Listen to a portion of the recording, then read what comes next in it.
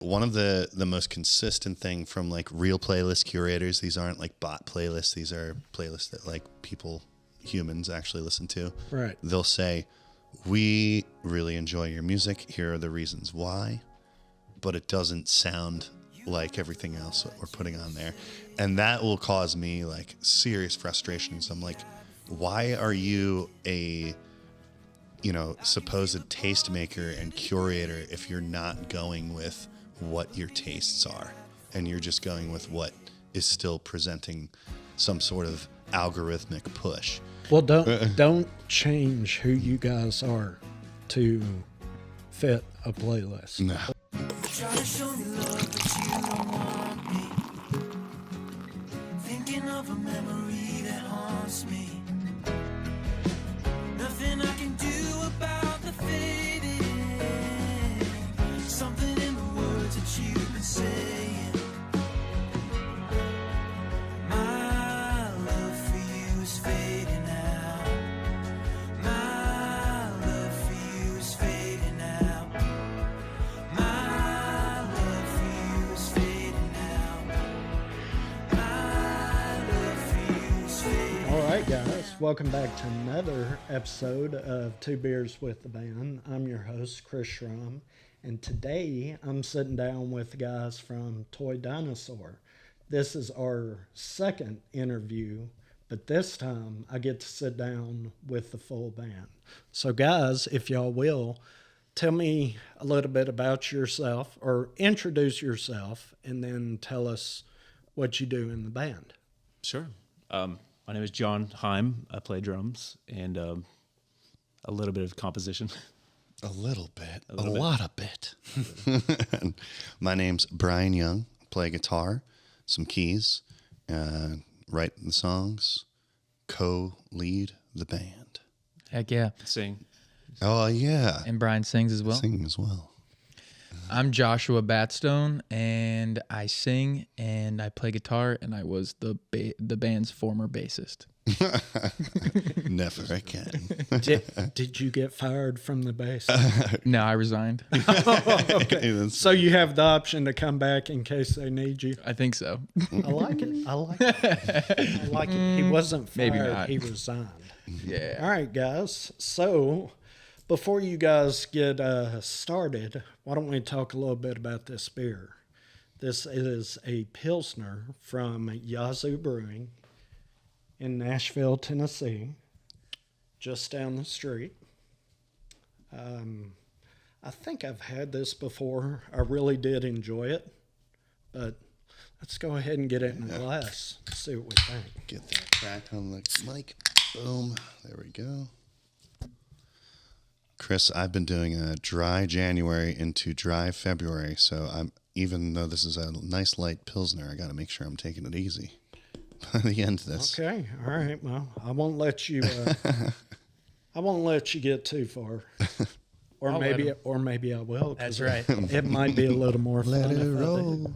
That's right. All right, guys. This is a very, very gold beer. Beautiful beer. Foamy white head. BB. What Beautiful beer. Yeah, we got it. let's take a sniff, see what we get out of it. Mine's clear. I don't know why. 'Cause you got the best one.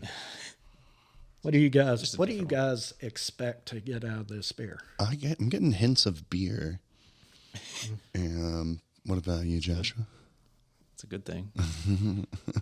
It kind of reminds me when I had a mold problem in my shed, like in a good way. Like This is a local beer. when you You're saying it smell, sounds not like- mold, not mold as in, but it's kind of like when you smell paint and you're like, wow, that shouldn't be good, but it's really, really good. You're kind of getting a little high off the smell. I think so. You're saying.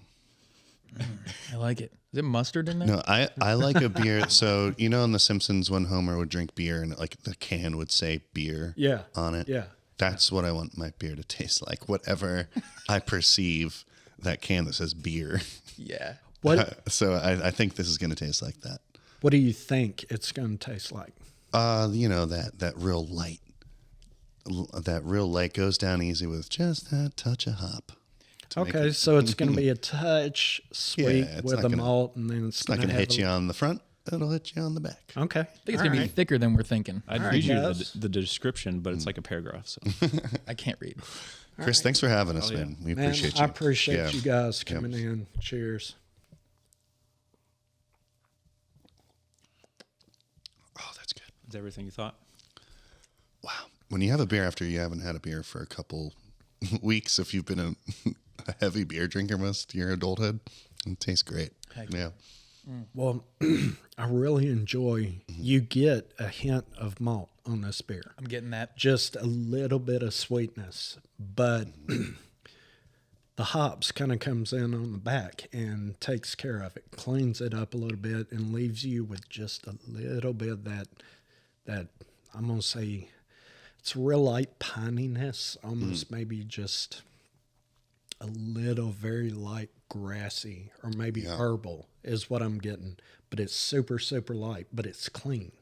And it's a real, I'm going to say mild bodied beer, which is what I'm looking for in the beer. And it probably means I'm going to drink more of these than I should. So, Yeah. guys, Chris, real quick with the Nice. kind of grassy taste. Have you ever heard of the beer Heady Topper? yes, I Yeah, have. so I went to Vermont years ago and so have you heard of Heady Topper beer? All right, so it has a cult following. People travel to Vermont to get Heady Topper. Oh, yeah. So Yeah. Chris knows. And this is I usually so go to if Vegas this is for on that. the what? I usually go to Vegas for that. So if this nice Pilsner is like on this side of the spectrum of like nice and goes down easy, the Heady Topper is like way over in this universe of like just probably the most intense amount of bitterness I've had out of a beverage would be that Heady It can, Topper. if you're not ready for it, Yeah. that will smack you in the mouth. Yeah, Right. I liked it. I liked it a lot. And it's very high ABV. I think it was like 8%. It's a very sought after beer. Wow. There, People go on pilgrimage for it. Yeah, at least Dang. 10 years ago they did. well, there are people who will travel once a year if they can get to it to go out and enjoy that. I wasn't BSing here. Yeah, this is the No, thing. yeah. It does have a Yeah. cult following. Yeah. It does. Never heard of it.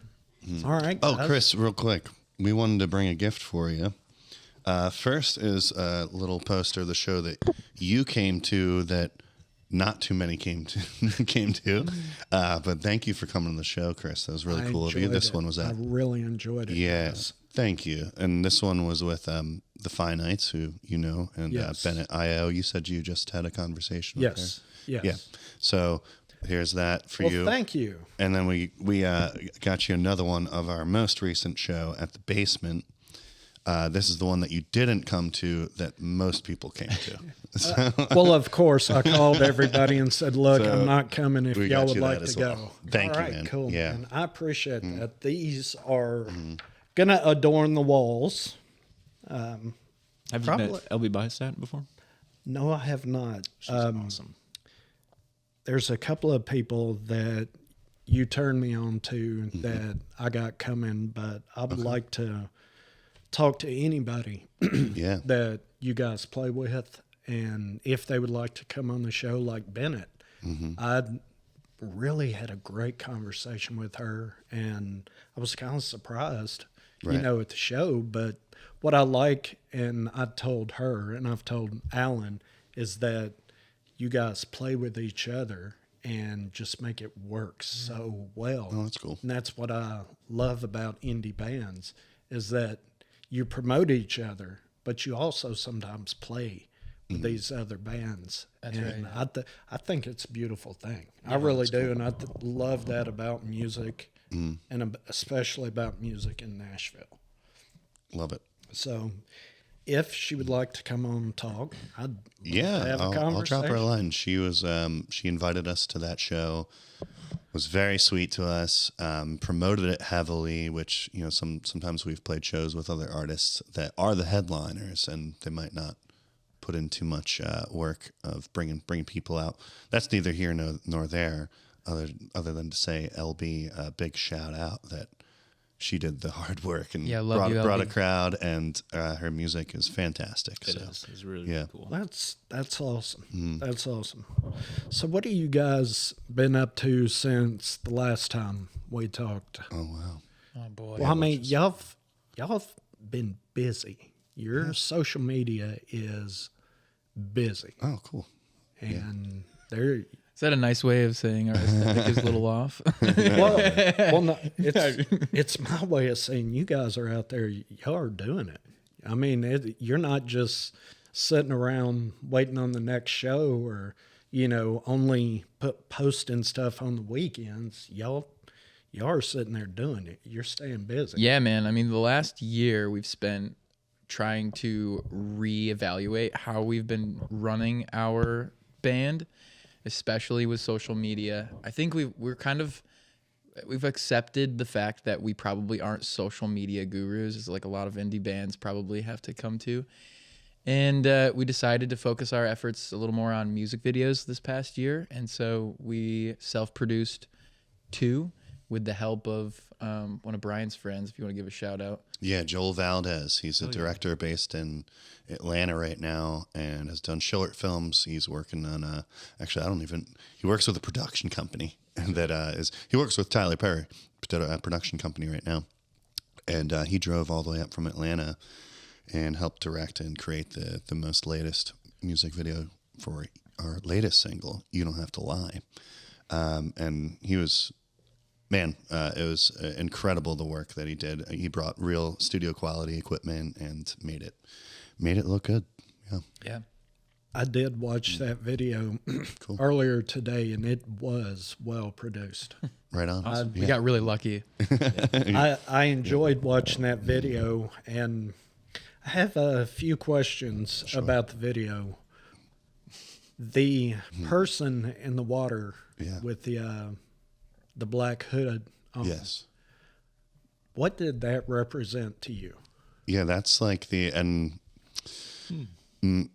my goal with it a little bit, because the 3 of us had a vision that we talked through for a while, and my hope the whole time was like, if we can create something that's kind of visually captivating, that is open to interpretation, that hopefully is a little bit of a mind bender, then we'll have achieved something.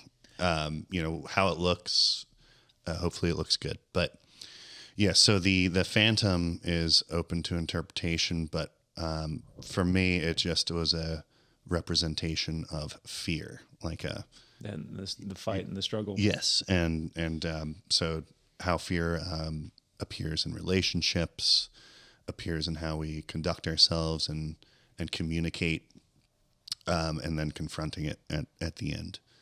Which was supposed to be like not a finalized thing of like the character myself that was played in the video. It wasn't supposed to be that I like got out of the water and beat the fear.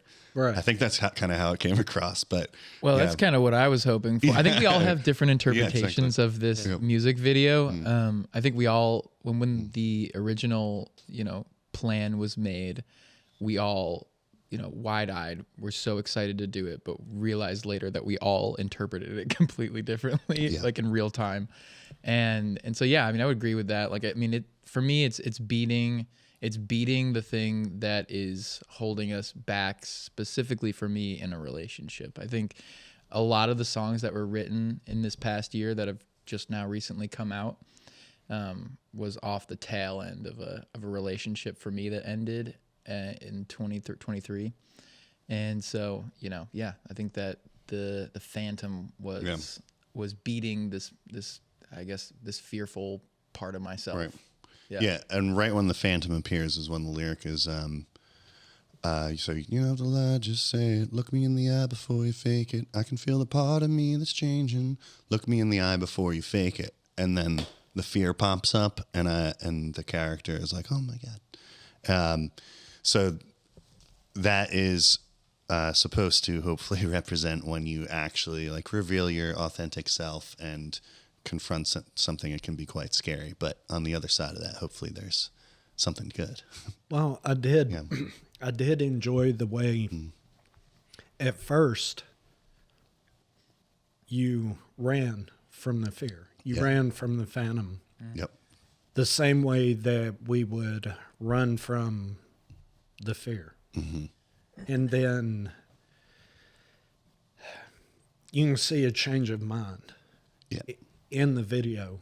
And then you come back and you're a little apprehensive. This is my perception. Yeah, no, this is cool to hear. Yeah. You're a little apprehensive about facing the fear. And it goes back to, or it flips back to the Phantom. And the Phantom's standing ready. Just, you can't see the face, but you can see it's looking at you. Yeah.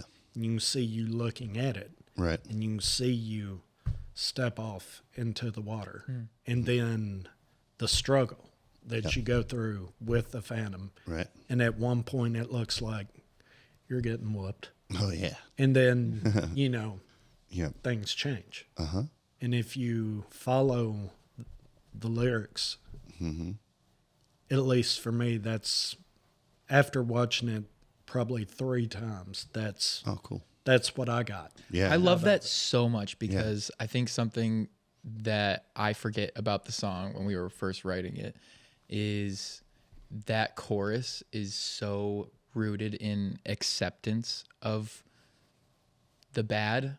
And I think the duality between fight, like that conflict that was happening, but the lyrics are actually just like about acceptance. Right. Like that acceptance is a lot of the fight, I think, when it comes to growing through grief.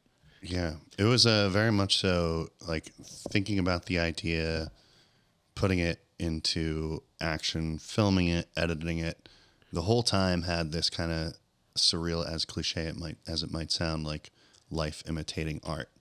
Because as soon as you put yourself in the driver's seat, like, I'm going to create something about confronting fear or confronting inside of myself, whether that's in a song or video or both, it seems like life is going to cosmically present you something to go along with that and make art a reality, which was kind of the constant thread was, oh man, I'm doing this video and I'm constantly in conflict with elements in life right now. Yeah. So it was cathartic in that way. John was John edited a ton of the video. So a lot of if there's any editing in the video that really shined through, that's John's skill. John has, I'm speaking for you, sorry, but mostly Joel, but it was a collaboration because we worked together a lot on figuring out what we wanted or how we wanted it to portray everything. Well, John has a background in some film and working on documentary films and everything. So it was cool with this. I feel like with a lot of bands, like some of my favorite bands, they've said like they don't like doing music videos. They feel like it's a commercial for the music. And I've always been super excited to work on a video and be either like super goofy and stupid or arty and self-involved, which I would say that you don't have to lie as that element. And I'm thankful that I'm in a band with, guys that would be excited to think about that. Whereas I think a lot of bands, they're a little hesitant to, spend hours talking about videos and ideas in that realm. Does that make sense? Well, it does. Yeah. And I want to touch on that because how would you promote your song if not with a video? Because at least as a consumer, I'm going to tell you where I would find that song. Right. Either on YouTube or TikTok or Instagram. Right. So if you don't have a video for the song, right, is it really going to show up anywhere? And even if it does, is anybody going to pay it any attention? I'll just say it's helpful. Yeah. If you're an artist or a band with an existing fan base, then you can drop music and probably not have to care too much. But if you don't have that, which Toy Dinosaur doesn't necessarily have, if we drop a single, there isn't, we have to push it, right? So yeah, I agree that for artists like ourselves, like it's not gonna do you any harm by having some visuals that you like with it. The gentleman that does the post-production work for me, Harkos, this is for you. He really harps on bands having video. And after I've watched so many of his podcasts, and it makes sense. And each artist that he tells, you need to get out there and do a video. And you'll see this artist, you go to their YouTube channel, oh, this is their new song I haven't seen yet. So I click on it, and it's just a picture. And they may run lyrics with it. But literally after a minute, I'm tuned out because I'm watching nothing, but I'm hearing something. But the way I work is if I want to hear it, I'll go to Spotify, a music app, and listen to it while I'm doing something else. If I'm clicking a video, I want to see a video. And if nothing else, if it's you guys sitting in a room playing and somebody over here with a phone. I mean, those are my favorite. Those are my favorite. Well, you know what that is? That's reality. That is how music looks. You know, these big videos, $100,000 productions that take 4 days to shoot. I mean, it's a beautiful video. It makes for great entertainment, and it really promotes the artists and their music. Okay, but I like watching videos like documentary style videos where, you know, you guys, and I've talked to Alan Fine about this, you know, you guys are working in the studio, he's doing the production work. How about just have somebody in there with that camera right there? Just filming you guys and the fun you guys have. And the way you kind of pick at each other. And then the way that you may say, you know what, man, when are you going to get this right? Because we've done this 4 times, you know. But it's kind of it's Probably reality. had too many censored bleeps and that one. I mean, that, long. that's okay because that's what music is. And for those people who think, and there are those out there that think, oh, music must be so easy if you can sing or if you can play. Well, no, it's not. And if you're gonna have a band, an illusion, and make records and make videos, it takes time, money, and a collaboration of everybody involved. And that's probably not easy, especially for small bands that have other jobs. I feel so validated. I mean, well, I feel heard. It's the truth. It's the truth, man. And it sure is. Everybody that has signed my wall could say, you know what, you're exactly right, except for the ones that haven't done the music video. They can't say that. But you guys can. I had a couple thoughts while you were talking, but so hopefully it's somewhat on the mark. I have always loved music videos. So to make ones that I'm like happy with or make me laugh, or I would hope people like yourself could watch a couple times and be like, and think about it. I mean, I grew up in the era of TRL. Do you remember TRL? Yes. So I would like run home to watch TRL. What's TRL? Total Request Live. So this is like the height of 1999, and you have like the Backstreet Boys, NSYNC, Eminem, Korn, and they all have like these multi-million-dollar budget videos that are coming out, and I love those. But then like later on, I would go back and watch like Talking Head videos, and then like Tim and Eric. And these like more lo-fi absurdist music videos that I was like, oh, you can do that too. It looks like they just did it themselves. And so, but somewhere, and what I get excited about, there's like an intersection of doing something that looks really high quality and high production with kind of obviously we did it ourselves. I would ideally like to keep doing that. But who knows? Thanks, Joel. Thanks, Joel, for sure. I enjoy watching videos like that because I've been in a number of big production videos, and you see the outtakes, if you will. You see the mistakes that are made. And sometimes in the finished product, those mistakes are left in just because, I guess, the producer said, you know what, I like that, let's leave it. And I enjoy seeing that because I was like, oh, I thought that was a mistake, but they left it. That's so cool. Gives a little bit of a twist on it. There's a lot of that. You know. I think half the underwater scenes are that. Yeah, true. Yeah. But it's just like and all of the first video we came out with. Yeah, exactly. But An accident. Yeah. But it seems so choreographed because I wasn't there to see the quote mistake. You know. Yeah, we filmed all of it in a day. We need to talk about that day. That's true. It was Joel drove up from Atlanta the night before, and 8 a.m. to 3 a.m. Wait, I feel so bad because Joel came up and we were like, we hyped him up. We were like, we're going to take you out on the town. This is going to be so much fun. Yeah. It's like a Nashville trip for you, man. And then literally we were just like, we just hogged his time to do the video. He left without any Nashville fun. It was the hottest day of the year. It was the hottest day of the year. We filmed all day and then all night. And that night was like 100 degrees. It was we were sweating like crazy. Well, oh my God, I left a bag of the clothes that I wore in the swamp in my garage or in my shed. And I found it the other day. I was like, what the heck is this bag? I opened it up. Swamp bag.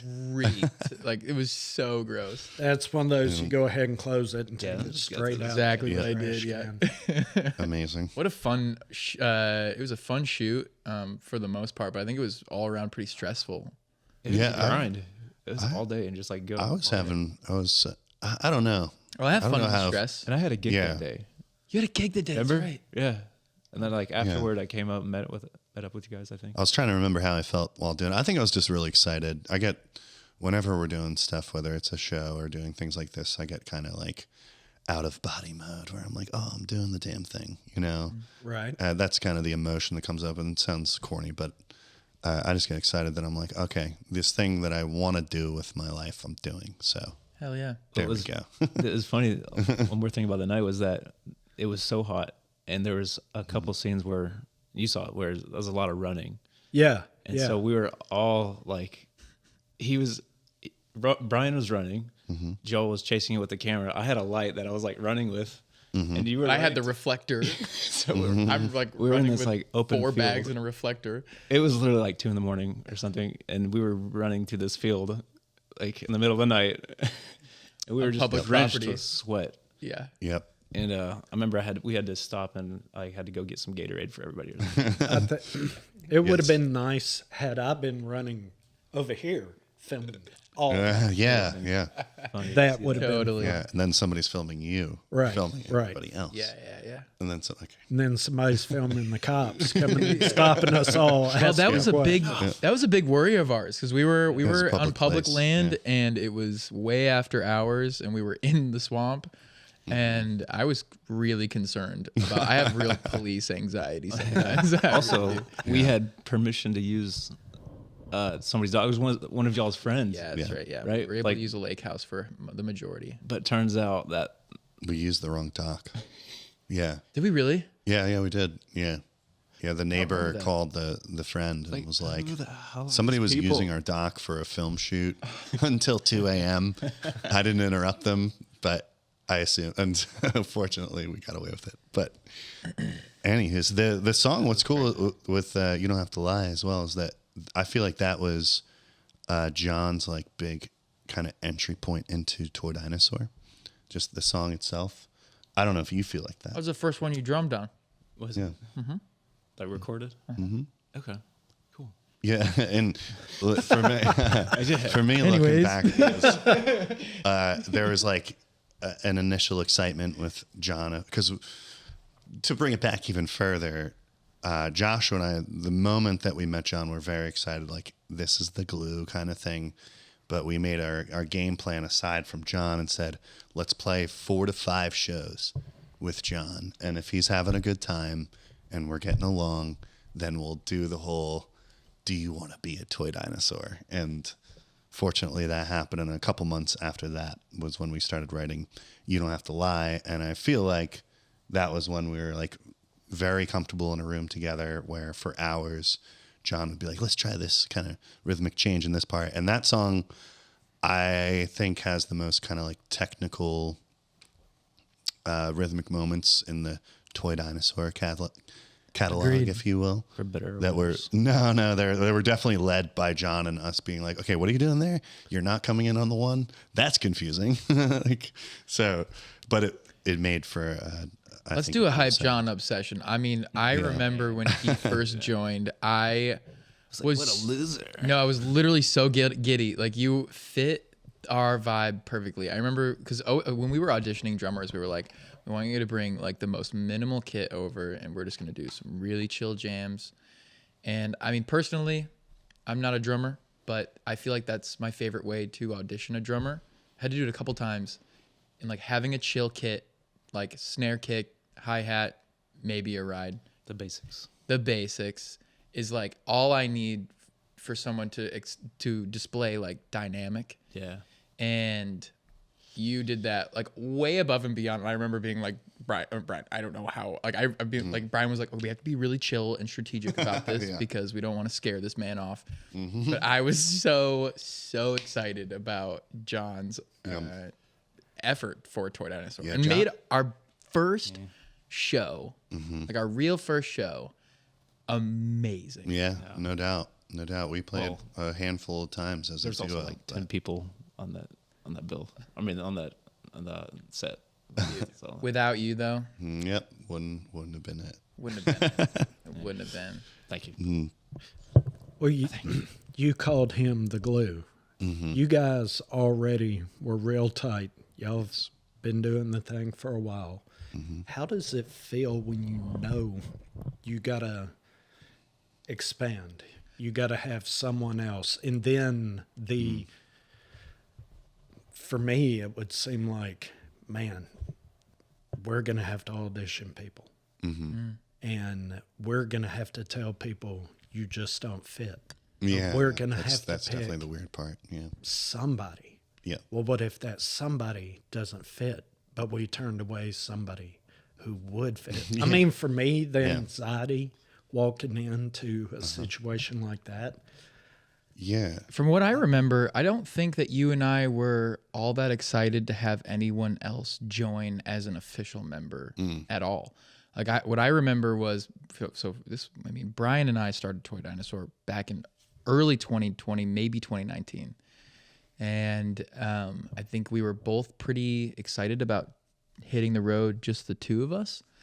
And I think when we started getting excited about having someone else join us, it came from a place of also wanting like another body to like reinforce like Brian and I, we think very differently, and to have someone like John in here really spices up, what we're able to accomplish. I feel like, whenever we have an idea, John, his facial expressions, your facial expressions, bro, will direct how we do so many things. It really sometimes is. I will shoot over to look at you. John might not say it a lot, but the nonverbals are potent from this man. They're on point. Yes. This is all sign language. Yeah. I knew that for me, like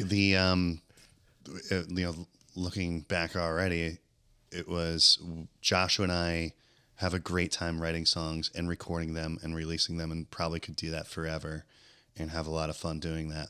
But once it became a point where we really wanted to see how we fit as a live band, I knew that I wanted a drummer that was a very creative, engaging extra member of the band that could write, that had ideas and everything. So, but it came out of like, okay, we want to book shows now. We're going to have to hire out a drummer. And I was kind of like, I would love for a drummer to be in the band though. And we got very lucky because John is a multi-instrumentalist, a very solid keyboard player who he wouldn't say it. Of course, I'm not even looking at him. I just know. Well, and I think I think there's keyboardists that could learn a thing or two from John Heim. Truly. But Truly. So all that to say, we got very lucky that once we started actually playing local shows, that John was there to not just steer the ship as a drummer, but be a creative partner and start to write songs with us and bring ideas and show up. Because obviously with a local band, it's like we don't have the incentive to be like, we're going to be, paying you this because we have a tour stipend or something. Right. It was, are you excited about playing this music? And if so, then you can play every single show, write with us, go to every session, blah, blah, blah. That's the only incentive we had was good times. And right. Which is what you guys stand for. Cheaper. Yeah. Good times. Yeah. Yeah. So would you call yourself a 3-piece band? Yeah, at the core, I mean, when we play shows now, we are either a 4 or 5-piece live band. But at the core, yeah, it's a 3-piece. Whenever we're writing and recording, it's just the 3 of us. Yeah. Yeah. So what do you contribute as far as instruments? Gummy bears. Yeah, exactly. Which I always have something like that. Drums mainly. And I think that's a big part of like what helps us work together well is what we all like and enjoy the process of writing. Like we all would probably be doing that on our own if we were not together. And so I think that's one of the big like commonalities that we all have. Yes, and the proof being the rock opera that we just played. Wow. So at the show, You really missed out, Chris. Yeah. That was the thing. I've watched it a couple of times. So, yes, I did miss out initially, but I've seen it. Yeah. Mm-hmm. Yeah. And I enjoyed it. I enjoyed it. Kind of. Okay, so question then for you. Kind of switch modes real quick. Like, oh, yeah. Didn't see it coming, but I think I like where it's going. We didn't either, really, but we just kind of ran with it. Yeah. Over a period of a long, long time. What were we gonna say? Well, I guess I was thinking, we're trying to develop this little guy, this little character, like the guy that we wrote this song for. It's a fictional character, who we don't have a name for. And was wondering if you had a name suggestion for him, because we're gonna keep writing songs about this little guy. He's going through a lot, and we need to. Ballad of the melodramatic. That's right. So, yeah. I will have to get back to you. Get back to me on it. Yeah. I like it. To John's point of like we would individually be writing and creating whether we are collectively doing something or not. That rock opera thing is like a hyperbolic example of that, because we would, for a while, we had at least once or twice a week we would get in the room together for anywhere between 2 and like 8 hours. Yeah. Of writing and, bouncing ideas around. And for a handful of sessions over the course of 3 to 6 months, at the end of it, we would start playing this rock opera sound. And John and I would start doing this goofy, like,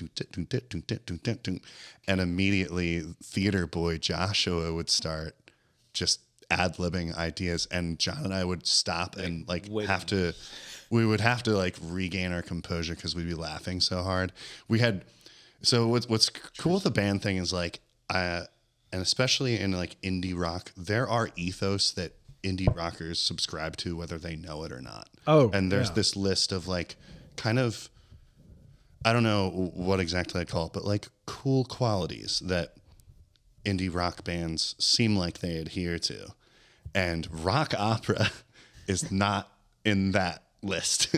So we'd be like doing these sessions, totally cool. And then at the end we would end just like laughing in tears. And then by 3 to 6 months of making this rock opera, we'll call it, finally John and I said like we have to perform this. Yeah. And were you reluctant when we said it? I was super reluctant. Yeah. I mean, I really don't want to typically do that at all. Yeah, well, but after doing it, oh my gosh, how good does it feel? It was so fun, and what's so ironic about, the cool factor thing is that what's the biggest response that we've ever gotten live to any performance we've ever done? That song. And it was entertaining. People laughed. Well, and I think what it gave me was a feeling of like, for the first time in a long time, I feel truly free playing on stage here in Nashville. For a while, it felt, because the crowds are a hit or miss. Playing shows in Nashville is loaded. People like to go out of the city to play shows because the reactions are typical. I mean, all of our friends that we go to their shows, they're at our shows. You know what I mean? Yeah. It's music support, or musicians supporting musicians, which we love. But to try and spice up the local scene a little bit, it was pretty fun to play that song and to be truly loose. And I'll say something Joshua probably won't mention is that Joshua has a background in theater. And this was like every time that we started to play this at the end of sessions, Joshua would do something dramatic and theatrical, and John and I would like have to stop from laughing. And fortunately, this is like part of John's role in the band. If we take a bird's eye view here, which we don't usually do, John will be like, dude, you have to do that and even do it more. Like whatever you're doing. And so by the end of creating this rock opera, we'll call it, I don't know if I'd call it rock opera, more like rock theater. Anyways. Whichever. By the end of creating it, Joshua's throwing himself on the floor and acting. And it's fun. I'm all about it. It's the like Tenacious D marries Queen kind of moment, and I'm for it. I'm not going to hold back. We don't have anything that is like Toy Dinosaur has to sound like this, that, or the other. And we've talked to people that have tried to push like, hey, if you want to build an audience, you got to create a brand a little bit more, and we're just going to follow what we have fun with. So sometimes that's going to be a self-serious mellow, like earnest, heartfelt tune, or the next moment it might be rock theater, and that's what I'm playing the game for. That's what we're sticking to whatever I want. It was so different. Why don't you build on that as well? That's why we want to. That's why. Give me the name of the character, and we'll keep going. Yeah. Yeah. Well, that to me, and not to let the cat out the bag because we haven't talked about it yet. I would like that to be the next video because Joshua is reluctant to record it as a single. I'd like to. John, we haven't talked about it yet. Probably all had ideas of what that would look like. But I was like, okay, you could sit down and easily write a hilarious video for this one. Let me know in the comments. I'm just kidding. Well, no. What about this? Just pitching it. You have 3 different people that have 3 different ideas for the same song.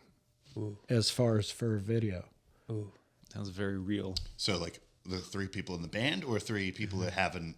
The 3 people in the band, the 3 people who have to play the song, the 3 people that created the song, the 3 people that have brought this to life, have 3 different ideas for what the video should be. You say, what do we do? Yeah, that is a fantastic idea. Why don't you do 3 different videos? Wait, that is literally post them at the same time and ask for comments. Wait a minute, that's actually so smart. Do you? Yeah, I mean I dig that. 3 different videos and 3 different budgets. Well, what I was gonna say, what I was gonna actually pitch this. If it's your video, why don't he film it? If it's your video, let him film it. Yeah. And or direct it, but be the only trying to manage bands. Well, looking for a manager. I'm trying to make it fun, very low budget. Because what if we talked about earlier? Low budget videos are the cool ones to watch. It's all I watch. I like both. I do like both. I like big, like seemingly big budget videos, and I'm probably more drawn towards like somebody that obviously created the whole thing in this universe and did it themselves. But I like both. I do. The one thing that I was going to say with the idea of shooting it too is that we do both know people that work in theater, like whether that's on television or like off-Broadway stuff. So I do think if we're going to do a rock opera video, we would be foolish not to ask people that actually work in that absolutely, world. yeah. So that's actually, and I've thought about that. I haven't told you. Where literally tomorrow I'm going to ask a friend if she is open to listen to the tune and go back and forth. And Should we send her Angus the prize-winning hog as like well, no, that one's too disturbing. Talks hard. Well, I mean, this one's it's too disturbing, fun. but it's in the same vein of what we're doing. Like, That's a we don't song have of to do another band. exactly what they Definitely do. the version of them playing it at a wedding. Okay. Have It's a you? wild song. Do you know Angus the No, there's prize-winning no hog? way. Not yet. but- Angus the If anybody, prize-winning hog. I'll just say this: if anybody has a chance to check out Angus the prize-winning hog, I can't. The band is The getting away Tox from me, Hearts. but it The is Tox literally Hearts is their so. The Tox Hearts. The TOXHARDS. So the Toxhards, and if there's ever a clip of it, pointing at the camera, the Toxhards, you guys rip. I was so blown away when I saw this because I was like, these dudes love everything that I love. You can hear Primus in the music. You can hear System of a Down, and obviously like Queen and theater. And they do this song called Angus the Prize-Winning Hog. It's about a hog that travels and people start worshiping it. And it's So good. It's so funny and incredibly executed. I think they're doing well. They're an LA band, I believe, and they play. The song's called Torment. Why wouldn't we be disturbing? Come on, baby. Yeah. Well, ours is so melodramatic and like, please help me. Like, I feel like it's got to lean into that side of it. I don't think we should slaughter any hogs, but Yeah, probably not a good idea, especially if you want to put it on YouTube. true. Maybe we could talk about it. Well, that's like something it's with a conversation. disturbing, maybe absurdity is more that, like when we were doing You Don't Have to Lie, I kept saying like, it'd be cool if we had something super grotesque and provocative in that way. So I am still drawn to like, if there's something brutal that we could bring into videos, I am very much so open to it as long as there's kind of a point to it, I guess. Maybe it doesn't need one, but I like that realm of shock. What about like a dull point? What was that? What about a dull point A dull point? opposed to a sharp point? Oh, no, I'd prefer the sharp. Yeah. Damn. I mean, if you're going to point, go big. That's Go fair. Why not? Do you know who Primus is, Yes. Chris? So they have their 90s music videos were all intentionally grotesque and disturbing, and I kind of got really drawn into that as a high schooler because it would freak me out. And it's like when you're watching a horror movie, you're like, why am I enjoying this? And I've always wanted to kind of involve that. But Toy Dinosaur's music is a little too friendly, I think, overall, to be incorporating the disturbing. Well, your videos are going to be what builds your brand more than anything else. You think so? Oh, I mean, Yeah. he's not wrong. Like the stats say it. Oh, man. yeah. Well, I mean, trust me, it doesn't fall. And the You Don't Have to Lie music video has, as of now, thousands of more listens and views than the single on Spotify, as of now. Right? So the proof is definitely there in the pudding for. But anyways, I have a lot of thoughts on that. I think you said something earlier about upcoming music. Mm-hmm. So why don't you go ahead and think about videos to go with that music? Yeah. If not a full length video, at least maybe a short. Something that will draw the consumer in. Because again, if you put out a fantastic song, your fans, your followers, the people that come to your shows, they're going to hear the music. They're going to enjoy it. They're going to tell their friends about it.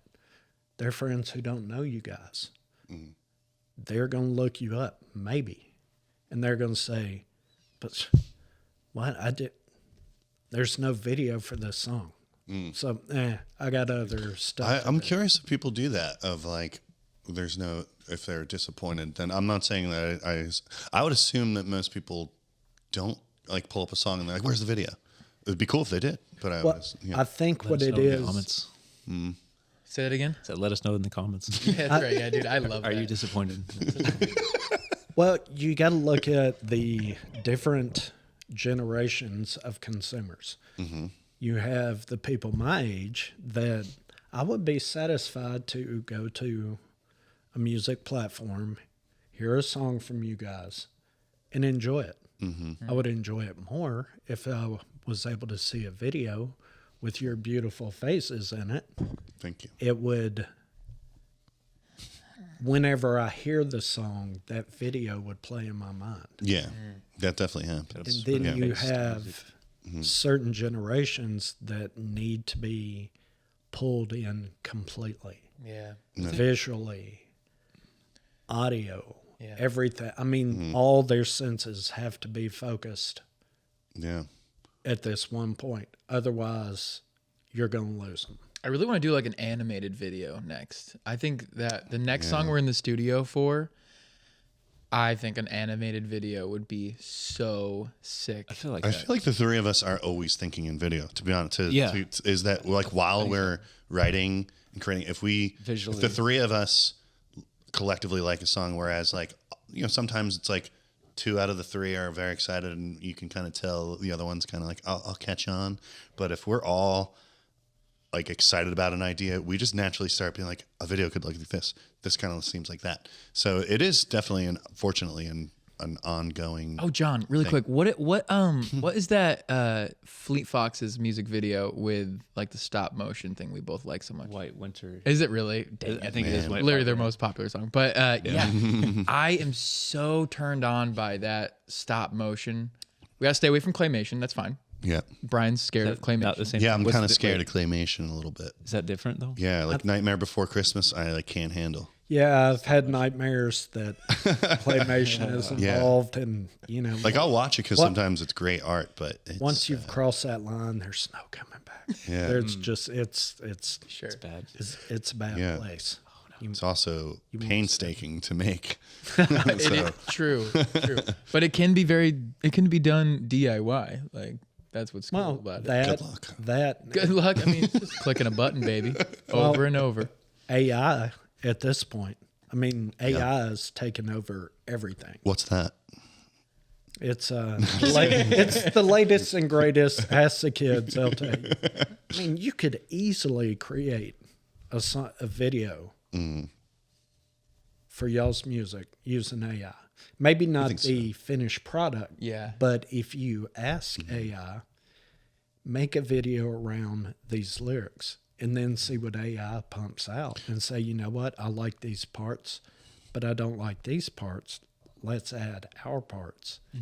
Maybe a combination video. Yeah, there could be a way. You know, There could be a way. I'm I mean, you're speaking the truth, though. I mean, that's the new age. I think I get scared of AI. So a lot of times I end up spending time just like talking to AI, like it's a buddy, yeah. because I don't know how to react with it. I don't know how to interact with it at all. It's so weird to me. Well, Does anyone find themselves doing that? Let me know in the comments. it's new. I mean, Yeah. So you're used to doing music your way. So now you have to do y'all's music y'all's way because there's 3 of you. Well, what if there's a 4th? AI. Yeah, I don't. That makes me want to vomit. Yeah, Just a little too much. 3's all we can do.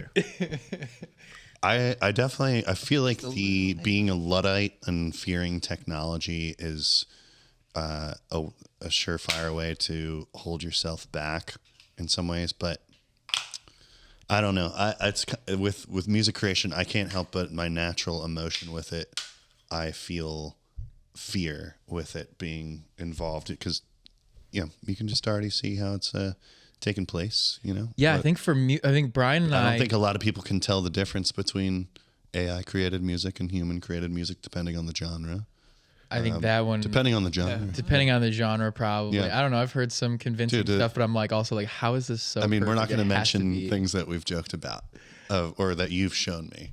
Oh of yeah. AI created music. Like Oh my gosh, there's this great song, Million Billion Beers. If anyone hasn't heard Million Billion Beers, Billion Beers is a country Okay. song by AI. real quick, And this song it's really is funny. brilliant. I need everyone to go immediately check out AI Million Billion Beers. It is quite possibly the funniest thing I've ever seen in my No. life. Actually, Yeah, and it was created. Get Jamie to pull that up real quick. Yeah, yeah, hell yeah, dude. I can't. Hell yeah, I love it. Sorry. Hell no, I love it. So yeah, I mean, I try to keep so we all have day jobs. Obviously, we're in the indie rock scene. This isn't a new. Wait, what do you mean? We all have day jobs, baby. We all work. I know when for a somebody living. asks what I do, and being in my mid-30s, and I say, well, music, and I've never had a smooth answer. Yeah, well, it's hard. It's a hard one to answer, but because I don't have a career outside of music, I have jobs. yeah, So saying that to somebody in a passing conversation, you can see they get like, oh, okay. Yeah. I'm like, Okay. But we can talk about something else if that makes you uncomfortable. they're like, is that a red flag? I have no idea. Yeah. But yeah, I try to whenever I start dating someone, I'm like, I try to say that I am in a band last. It doesn't actually Really? It's not great up front. Oh, wow. Yeah. Everyone here has somebody, but I'm single and It sounds like you're I'm putting single, out. and I'm also You're single. not in a band. well, then you're in the clear, man. You're good. Oh, my You're good. My name's Josh, and I'm in a didn't- band. I mean, So, that right there for some we reason. don't need to get in the weeds Nope. here, but I didn't know that you did it. Like, it's not that I would think that you'd go around and be like, hey, I'm in a band and do that. Of course, but I didn't think that you would intentionally avoid. Well, I bringing mean, up yeah, I out would of much the sake rather of say like what appearing my day job. unstable. The point of we all have day jobs is to say that Depends on the mood I'm in too, because sometimes if I'm feeling kind of feisty and somebody's like, "What do you do?" and I'm like, "I play music and I get by." you haven't heard the like it's like a sounds there's so like a red lame. flag though when That sounds dudes so- are in yeah, a of band. course, of Okay, course, yeah, like no doubt, yeah. You're dating a musician, you're like asking for there's toxicity, No. Absolutely. We're changing the narrative. I mean, we're changing the narrative. That is the narrative.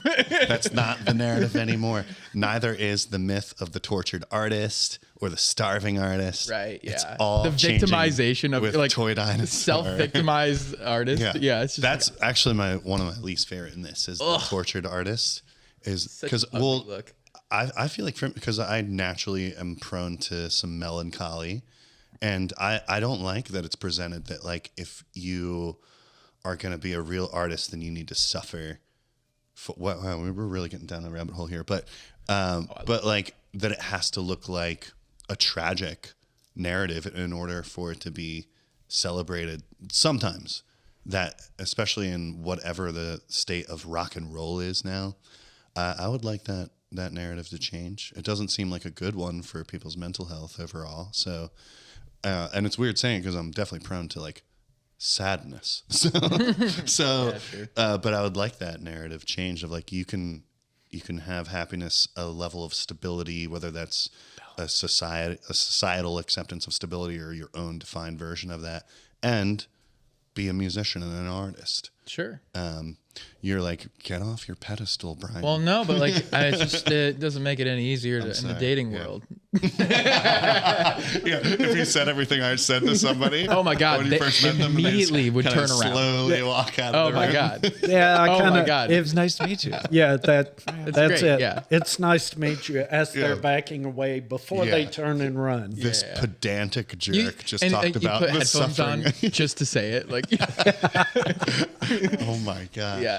yeah. No, fortunately, I know you don't carry yourself like that, so I think you'll. Yeah, be well, right. I think I can't remember where I was going with everybody has I don't day know jobs. either. I'm feeling embarrassed for whatever I just said right there. I don't know. Well, no, it's your truth, and your truth matters. Oh, thanks. What time is it right now? I need some angel numbers real quick. What?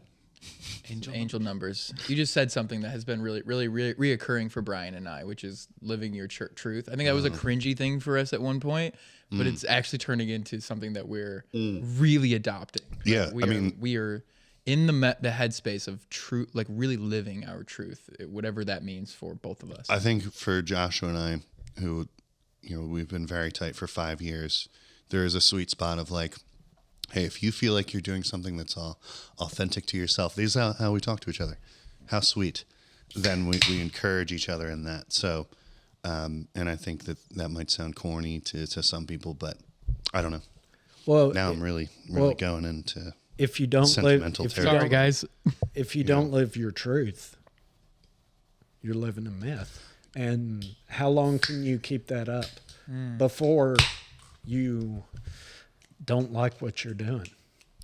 I kept it up my whole 20s, and internally, and I'm going to say this before I crack the second beer, because I'm sure, given not drinking for a month and a half, it might get to nice and buzz territory. But with that, my 20s, I was very internally like suicidally depressed, and part of it was that I was conflicted with not doing what I want to do with my time, and so coming to the kind of end of my 20s, I was like, well, I can either keep living this charade of living out the expectations of others or whatever I think they are around me, or choose to do things that, make me happy. As, trite as that might sound, for me, it happens to be music. So,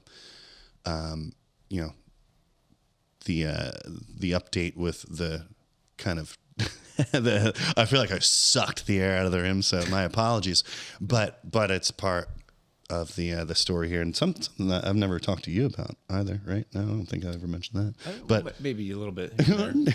Well, I think like the story of how you came by music through leaving a career that was established is profound. Oh, that's cool. I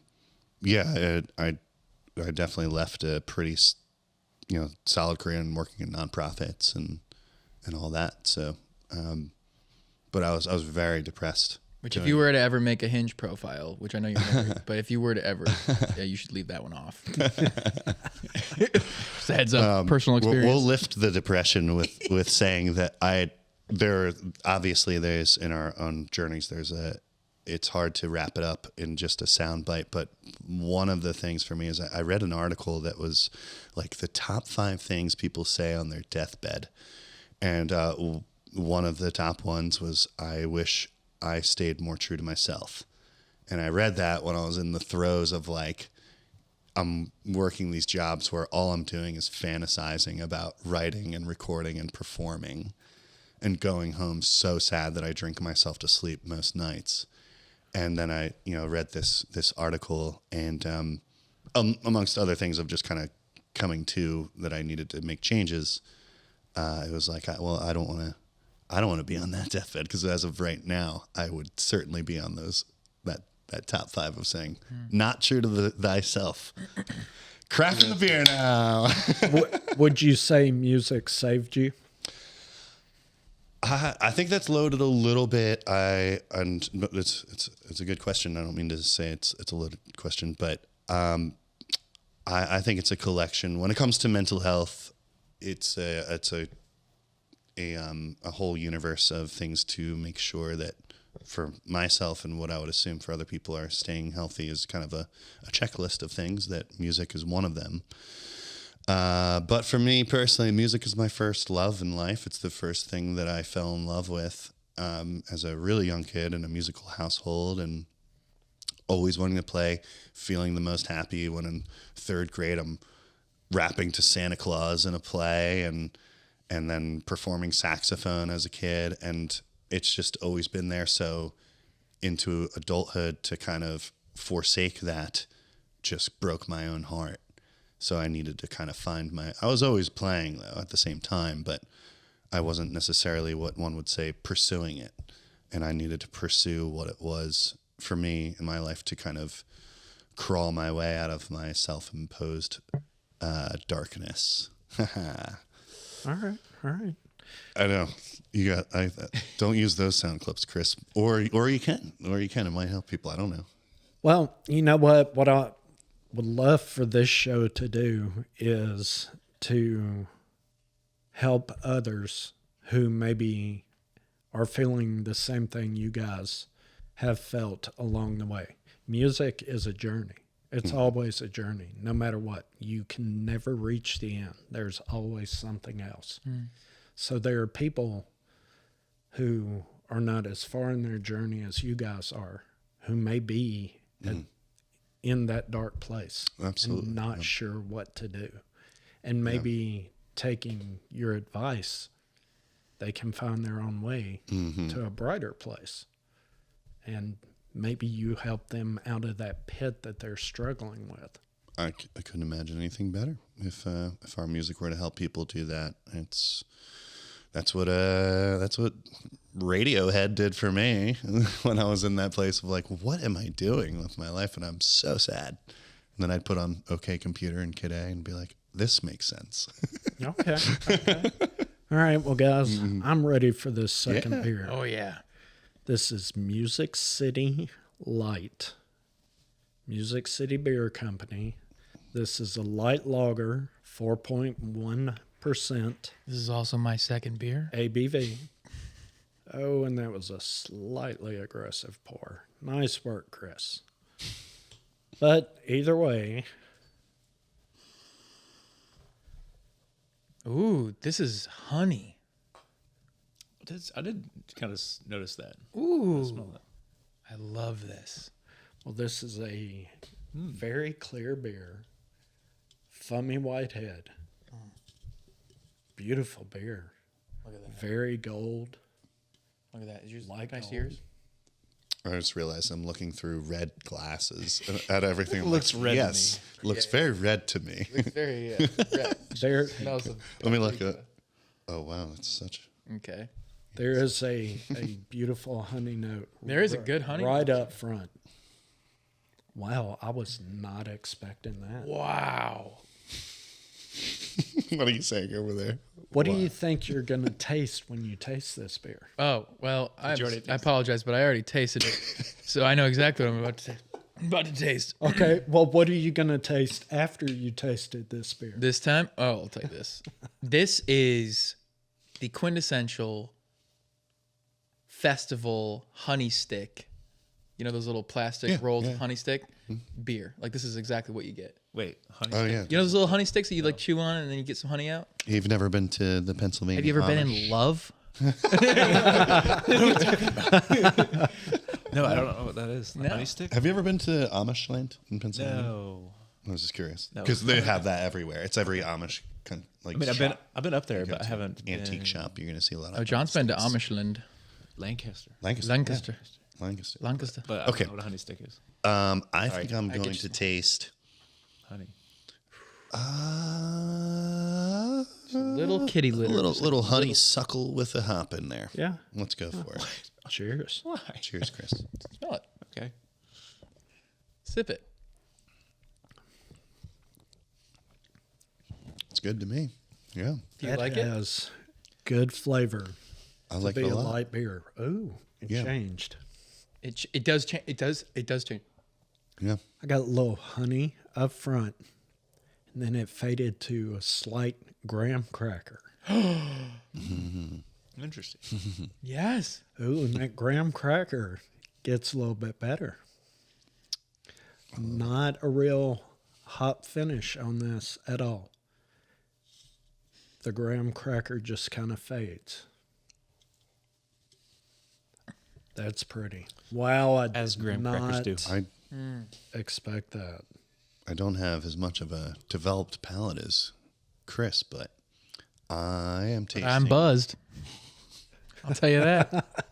I'm tasting a little bit of. There's this. So I went to Westchester University outside of Philadelphia, and there's this college bar that this dude who he looked like 50 years old, and he had a sweatband and wrist sweatbands, and like college kids would go in there and just get wasted. And it was like just him running the shop of this absolute mayhem, and he would just push out pints, and people would put 50 cents on the bar, and it kind of tastes like that a little bit. Really? Yeah, well, it gave me a flash to it. So I don't have a palate that can describe eloquent notes of graham cracker, I but don't think you're right. you don't know. But it can give me a flashback to a college bar. Totally. Yeah, totally. Yeah. Well, I would pay 50 cents for this beer Heck yeah. all day. Yeah. All day. Yep. Heck yeah. It wasn't too long ago you could slap $1 on a table and be like, it's 2 for $1. Yeah, no Have you more. experienced that in your life? In a bar in Westchester, yeah, there was a bar in Westchester. It might have been a couple bucks. Okay, yeah. So the 50 cents might have been a little You sound like my grandpa exaggeration. who's like, yeah, it was my granddad gave me a dime and a nickel, and I used to have a movie a paid me to Sunday, drink. and yeah, exactly. I used to take a dame out, yeah, and we used to have a great time. Yeah, it was we'd see a definitely not movie, we'd 50 get 2 cents. cheeseburgers and a milkshake. I wasn't intentionally lying. You don't never lie. We ate our shoes. That's right, yeah. But it was super. It was. I needed to say 50 cents to I get it, yeah. communicate how extremely cheap this spot was. Heck yeah. If only. You put Sorry. 50 cents on a bar in Nashville and ask for a beer.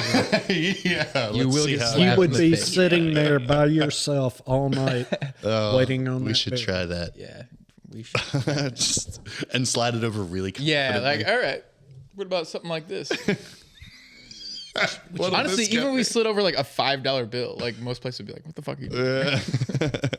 Okay, you want what for $5? Now get out of here. Here's a mint. You'll kick rocks. Oh, you wanted a toothpick? Here it is. Yeah, here it is. That's right.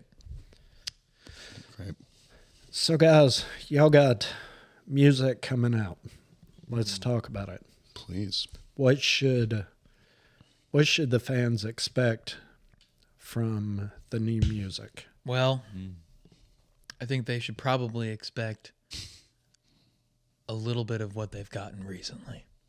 Well, we're experimenting with a few different genres on a real note. I mean, we're starting to enter into, this is what's tough with us. I feel like every song we write is kind of in a different vein each time, all within the same like rock genre. Yeah. I mean, we're either folk rock or a little heavier, a little lighter. I don't know. But yeah, this next one that we're working on, I'm particularly excited for. This was Are you talking about Anyone Like You? Anyone Like You. Yeah, I didn't know if we were supposed to say it, but yeah, for sure. It's Yeah. okay. We're not going to get in trouble. Yeah. Yeah. Our label, dude, they were like, definitely not letting. We don't have a label. We don't have a label or a manager or anybody helping us out. We did talk. Let us know in the more. comments. They wanted our money. Yeah. We've talked to a few. Yeah. Well, how do you feel about being a three-piece now? Producing your own music, promoting your own music. I mean, you have to incorporate the whole band in this process, and you guys have been doing it as a two-piece for a while. So I'm not going to say that it's old hat, but you had your position of who did what to do. Now you have a third member, and now you're doing the same thing, but you're trying to move it up to the next level Right. with the videos, with a little bit heavier presence in social media. How does that work? I mean, for people out there who don't know if this is something they want to do, if they want to add people to the band, even though they need people, they need different musical instruments to move forward, but they feel maybe slightly apprehensive about having a third or a fourth person. You know, how did that work for you guys? Yeah, that is probably like extremely a case by case scenario for at least bands that I know or bands that I'm fans of. Like, it's kind of different in each setting. The one thing I have learned for successful bands, like even like your big bands like U2 and Radiohead, they have always split their rights completely between the members, and sometimes those members don't even play on the tracks. So that is one thing that I think has been a good guiding light, just from if we were to ever see any kind of return of investment on some of this stuff, then it's always the three of us, because it just wouldn't exist. Even though there might be some songs where Joshua has written 90% of it, or vice versa, it's always going to be equally split, the three of us, each song moving forward. So that's one thing that makes it very easy to, as opposed to, it seems like when people get into the weeds of songwriter splits and percentages own, I feel like that probably gets extremely tricky with the writing process and being just efficient and productive in a band is kind of like one note of like a real practical side. So only since you asked like if other bands are like curious how to do it, there might be more like industry people that would suggest something totally different or have some sort of system. But aside from just like splits, which is a very important thing that every band has to have that hard conversation with. I mean, doing the 50-50 thing, no matter what, it does take away that hard conversation. I remember when we brought John in, and we were like, yeah, we're 50-50 all the way. And, not much of less, there isn't a conversation after that because there's not a negotiation necessary. But specifically with social media, having a third member can help. I mean, I do feel a little guilty because I have taken a huge step back from social media. I pretty much deactivated my current account and I let Brian run our social media completely. Like, I'm not on social media. I do expect a return at some point this year, hopefully, but I'm not rushing toward it. I really had to take a serious step back from social media in general. But I think if the three of us can put our heads together on social media and for the coming releases, I do feel like this could be a much more successful push. Yeah, I feel like we're all savvy enough with it. I mean, to cover some ground. I mean, I don't think it's anything impossible. Yeah, that we can't handle. I'm happy with kind of where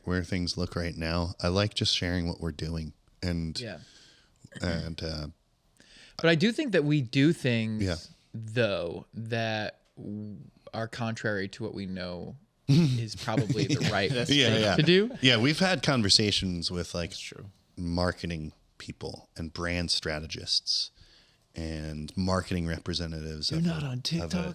And we're not on TikTok.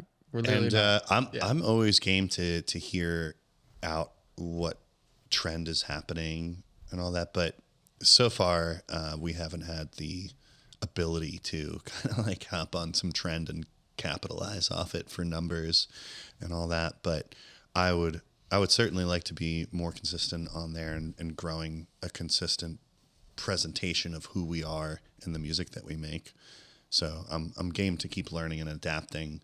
And I think that a lot of artists I admire, they just kind of like scoff at social media, like it's not real and everything. And I'm always like, it's easy for you to say if you have an audience. You don't have to be engaged on there if you know you're going to sell out the club, theater, venue that you're playing.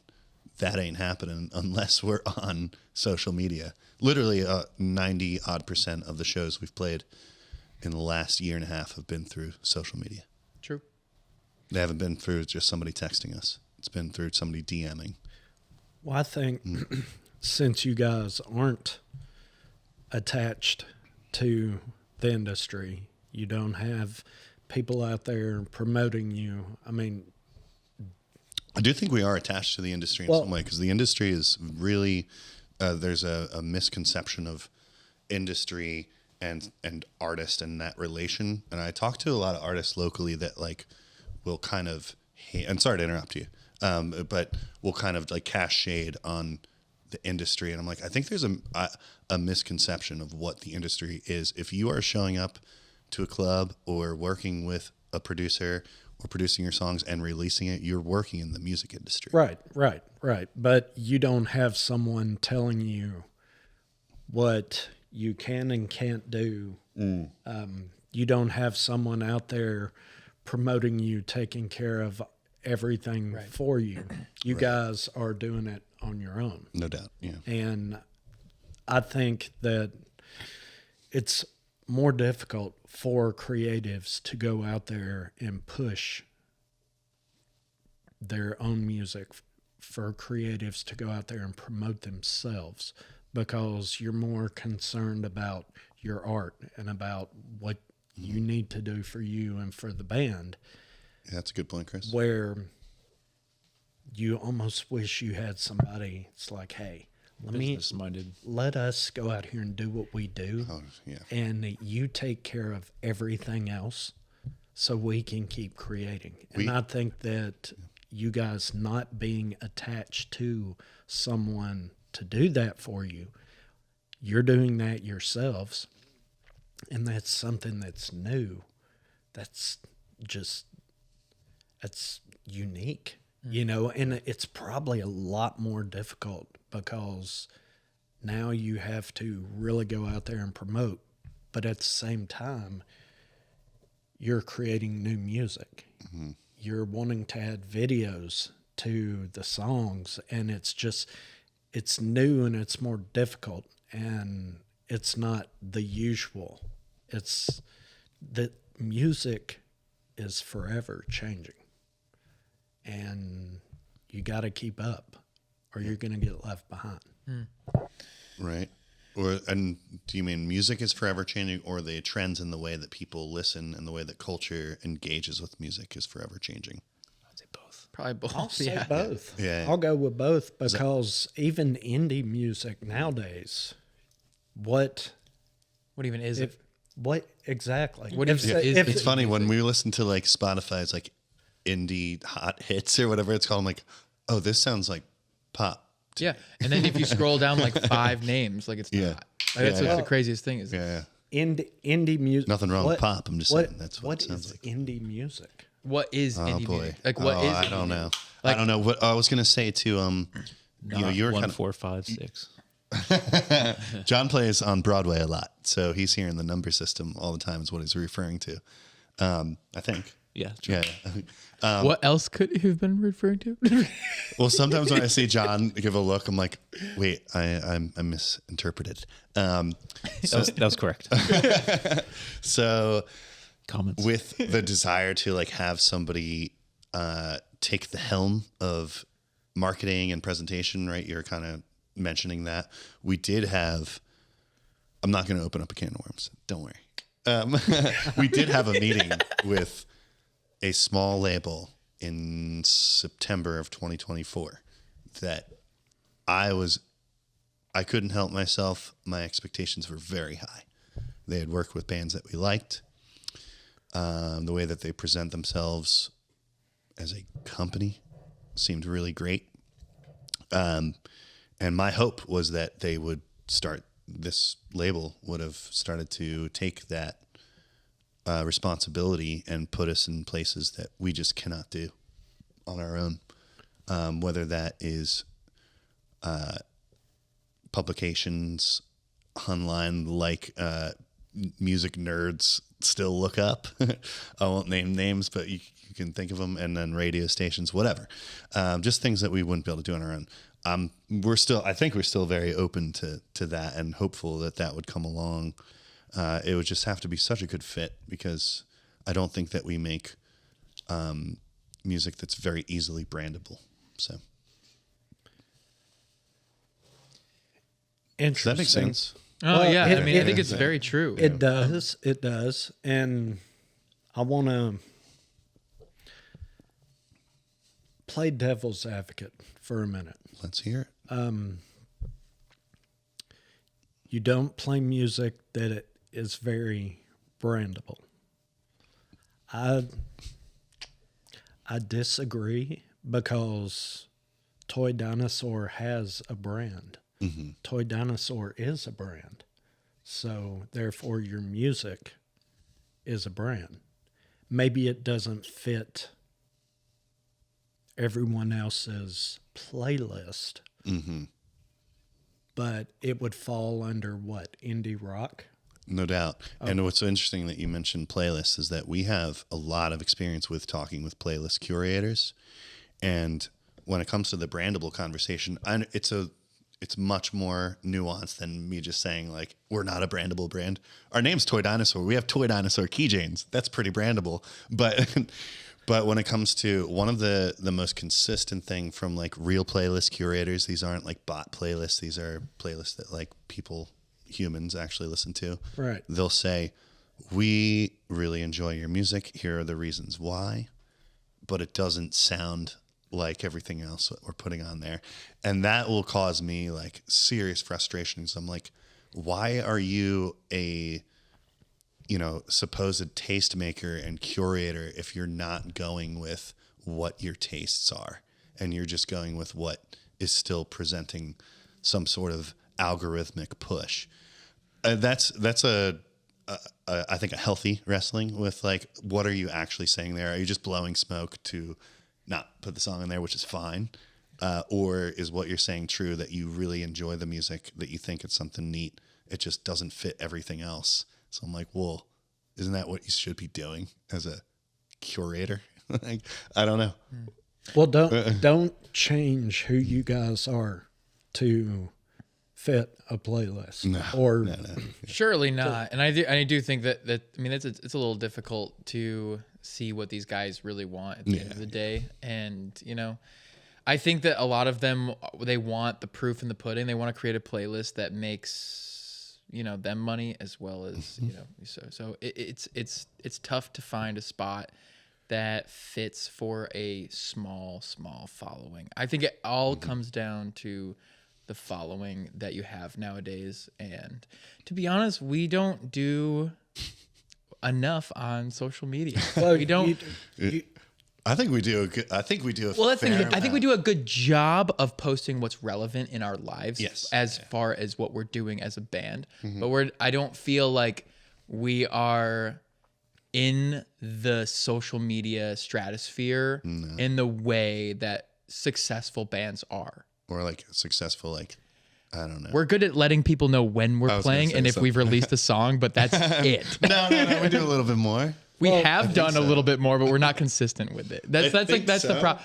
No, not at all. So like literally like these guys, they're creating videos multiple times a week. Yeah. And we have literally made like probably 4 total Are of the those past. influencers or? That's the thing is like, what's the difference between an influencer in a band, in a brand anymore? You know what I mean? Like I don't know. it's I don't know. What hard if to say. I'm not saying we should do that, by the way. I don't want to do that. I don't want to do that. But I'm just saying like there is a reason for why we're in the spot we're in, and it's not a bad one. It's a great one. I feel like we're in a very limbo stage as a band, which is exciting, and it's like, where is this going to go? That's my I don't Especially know, because what do you feel, John?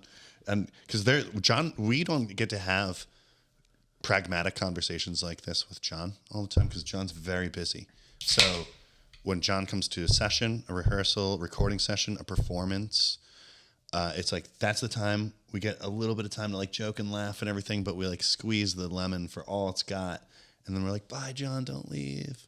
And There we go. but what do you think, man? Like, like, how does it feel being in Toy Dinosaur for you right now? Is there any expectation? No, yeah. I mean, I think it's great. I think we're in a fine spot. You know, Yeah. I think we're not like trying to jump the gun on anything. I think we're just kind of doing our natural build. You know, I think we would all like more time to write. And I think that's probably the biggest thing for us is just to have that time to be together to write and create. And that's what we all love to do. Yes. Yeah. And what we need to do. But there's all like all the business and business end of stuff that we got to take care of too. But I think it's like just a natural progression. I think we're not. I think we're doing fine. Is what I'm saying. Oh, okay. I think. That's I good. don't feel and I like was we're more so curious of like, because like what I was mentioning is like it feels like we're in a limbo stage, which can sound negative, but it's like we're in a spot where like we consistently play and consistently write and release. Some people listen to it. Yeah. Where's that going to go? And if it stays there, what you were mentioning is like when the three of us get to write and just be in a room together, that's our gang. Yeah. And as silly as that might sound, like I have always wanted to be in a gang of like this is the safe spot. Any ideas are community, welcome, you know, and you're not going to be judged here. And then we get to present whatever that unit is. Well, when you come out of limbo, as you called it, you're only moving forward. You're only moving up. So even limbo's a stage of growth. No, limbo is like It's being just yeah. the relaxation of the stage of growth. What if you had someone out there who could handle the social media and take care of helping you build your brand in the right way? Yeah. And someone who could When we teach you Yeah. how you need to promote yourself. Even if you don't want to use them for their services, they could still say, you should do this, you should do this, you should do this. Give you pointers, kind of poke you and say, maybe you need to head this direction. Would that be something? Yeah, that, we've had a couple kind of about situations, and usually there's something like, and that'll cost you $1,200 well, for no, a payment plan. I'm talking about somebody who's going to do it on a level that you can afford and Right. would say, okay, here's what I can give you for free. If I'm going to be would honest. I like- don't think we've done enough research for Yeah, something probably. like that. I have a guy who has different levels. He puts out podcasts once a week on YouTube, and there's a ton of free information. All you got to do is watch video. I pick up stuff every time I watch his videos. And what he does is he helps local artists, people who are literally creating music in their basement on their phone. And he's showing them how to get to the next cool. step. Yeah, there's some And really great services like 1 RPM in 10, so that's with Yes, Lightning 100. yes. Yeah. So I don't mean to scoff at like, yeah, we've talked to these people, they want $1,200. Like that's a part of it, and it's, you have to assess if that person, what they're presenting to you, their service is genuine, and then you have to make the risk of investing into it and all that. I don't think with Joshua that we've found something yet that's even close to like, yeah, let's definitely put the funding into this. But I don't know. Yeah. Well, I think, I've watched you guys since the first time we talked. I've kept up with you, and I've seen your growth. I've seen the addition to the band. I've seen what you do on social media. And you guys are growing. And We are. This We are. Yeah. latest video, Yeah. when you're running and you're sweating and you lean up against the tree and you turn around and look at the camera. Yeah. There's drama. there. Yeah. And you see the sweat, and it makes you feel a certain way. Well, the first time I talked to you guys, had you even thought about doing something? I mean, like sat down and said, you know what? We're not going to talk about it. We need to call somebody. Let's call this person. And let's go ahead and set some time aside, and we're going to hand that person, this is what we want our video to look like. Make it happen. Yeah. I mean, that when you call someone and set it up and say, this is what that's commitment. Yeah. Talking about it left and right. We can talk about it all day. We can talk about it for 6 months. Right. Okay, you haven't committed anything till you call somebody and say, we need to set something up and do it. And you guys have moved past that. You have put that video out there. You're moving up. Yeah. I'd hope so. Yeah, that's exactly. You've created a brand. Now you need someone to accentuate your brand. Yeah. Yeah, it's interesting to hear your, outside perspective. And it's really cool that you've consistently listened and watched and all that. Cheers, Chris. We appreciate you, man. And this Cheers. podcast and everything. Like, you're doing something here that's really cool. Whether bands or artists like to admit it, I think they all take themselves seriously. And we, all three of us, are in love with music and want it to be a part of our lives. So, Well, it shows, and I don't mean to interrupt, but it shows in your, I'm not going to say Instagram, but that's where I really, but your social media post, it shows at your shows, which sounds kind of weird, but it made sense. yeah, no, I'd hope so. It shows at your shows, and it shows when I've talked to you off camera, when we text back and forth, it shows in your conversation. It shows in your conversation with each other while I'm sitting here just, drinking beer. Music is a huge part of your life. Yeah. It's kind of the number one for me. I think that you should really focus on building your brand. Mm-hmm. And speaking of band, Brand. let's try it again. Sorry. Speaking of brand building, I think you should listen to my boy Harkos. Okay. We'll give it a listen. Hey, appreciate that, Chris. What's up, y'all? My name is Harkos, and I not only want y'all to listen to what I'm about to say, but I appreciate every single one of y'all who are still tuning in to check out what I have to say. If you're an independent artist or a band, or maybe you know somebody who is one of those two, I want to help you out. I have a podcast called Music Making Sense Podcast, where it's all about music marketing, branding, and how to have success. Real success as an independent artist. And every single week I drop a brand new episode diving into tips and tricks that you can use as an independent artist or a band to grow a real and sustainable fan base for as low cost as possible. So any budget that you're working with, even if it's as minimal as you think it might be, I can help you out. Not only with you checking out all the tips and tricks and everything I talk about on my podcast, which you can find all the links to available at musicmakingsensepod.com. But I can also help you one-on-one grow in a real and sustainable way. And I want to show you how I can do this by offering you the chance to hop on a free one-on-one video call with me, where I can build you a custom strategy to help you grow. I will give that to you. I'll build it, give it to you. We'll work together to create it. I will also give you a free content creation and posting calendar and some ChatGPT scripts that I use for every artist that I work with to help them develop real, engaging, and entertaining and algorithmic boosting titles and descriptions for all of their social media content, as well as their videos that they post over on YouTube.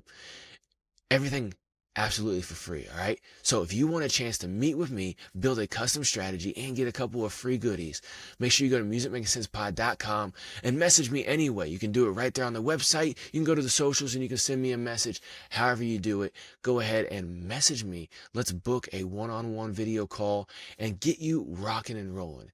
And if at the end of that call, if you don't feel like I've helped you at all, you have lost nothing but a little bit of time.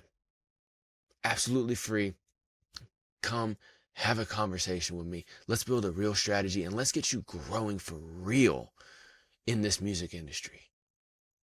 But aside from that, this was the end of part 1 right here with this great episode of Two Beers with the Band podcast. Hope you've enjoyed this episode. Make sure you like, share, follow, subscribe, and hit that notification buzzer for Two Beers with the Band podcast so you never miss an episode right here.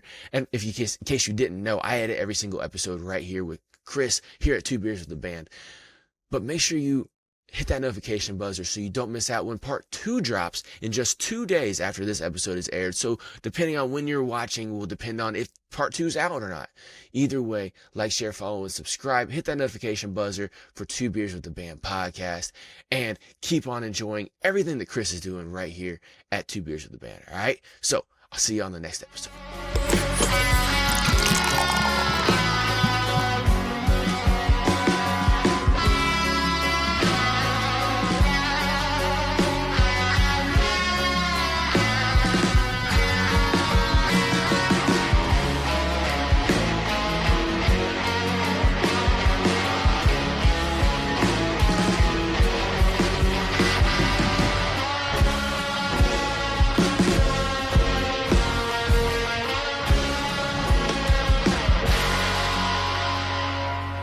You don't have to lie, just say it. You don't have to lie, just say it.